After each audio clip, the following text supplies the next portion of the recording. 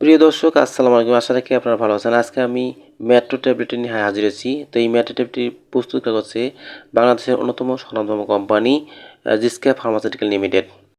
Metro ট্যাবলেটটি কেন খাবেন, কিভাবে খাবেন এবং এর পার্শ্ব প্রতিক্রিয়া কী, কাদের এই ট্যাবলেট খাওয়া যাবে না এবং এর সংরক্ষণ ব্যবস্থা সম্পর্কে আলোচনা করব। মেট্রো ট্যাবলেট কেন খাবেন? মেট্রোর সাইসো ট্যাবলেটটি মূলত পাতলা পায়খানা শক্ত করে। মেট্রো ট্যাবলেটের জেনেরিক নাম হচ্ছে মেট্রোনিডাজল।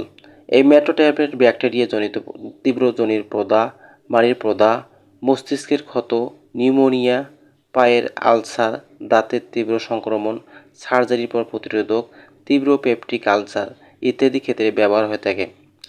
যাদের এই মেট্রো ট্যাবলেট খাওয়া যাবে না, যেহেতু মেট্রো ট্যাবলেট পায়খানা শক্ত করে, তাই এই ট্যাবলেট খাওয়ার পর বাচ্চাদের বুকে দুধ খাওয়া যাবে না। গর্ভাবস্থায় চিকিৎসকের পরামর্শ অনুযায়ী এই মেট্রো ট্যাবলেটটি খাওয়াতে হবে।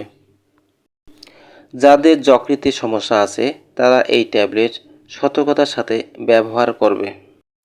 মেট্রো ট্যাবলেটটি যেভাবে খাবেন, তো দিনে 3টি খাওয়ার পর অথবা দিনে 2টি খাওয়ার পর সেবন করতে হবে।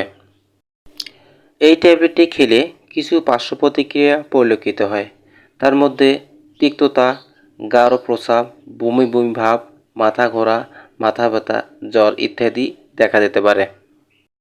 এই ট্যাবলেটটি আলো থেকে দূরে ঠান্ডা শুষ্ক স্থানে 30 ডিগ্রি সেলসিয়াস তাপমাত্রায় সংরক্ষণ করতে হবে এবং মনে রাখবেন এটি যেন শিশুরা সহজে হাতে না পায়। প্রত্যেকটি ট্যাবলেট ব্যবহারের পূর্বে চিকিৎসকের পরামর্শ অনুযায়ী ট্যাবলেট সেবন করবেন। তো বন্ধুগণ, এই ভিডিওটি যদি আপনাদের ভালো লাগে এবং আপনার উপকারে আসে, তাহলে অবশ্যই লাইক কমেন্ট শেয়ার করবেন এবং সাবস্ক্রাইব করে পাশে থাকবেন। বেল বাটনটি অন করে দেবেন যাতে আমার ভিডিওটি ছাড়ার সাথে সাথে আপনি নোটিফিকেশন পেয়ে যান। তো ভালো থাকবেন, সুস্থ থাকবেন। আল্লাহ হাফিজ।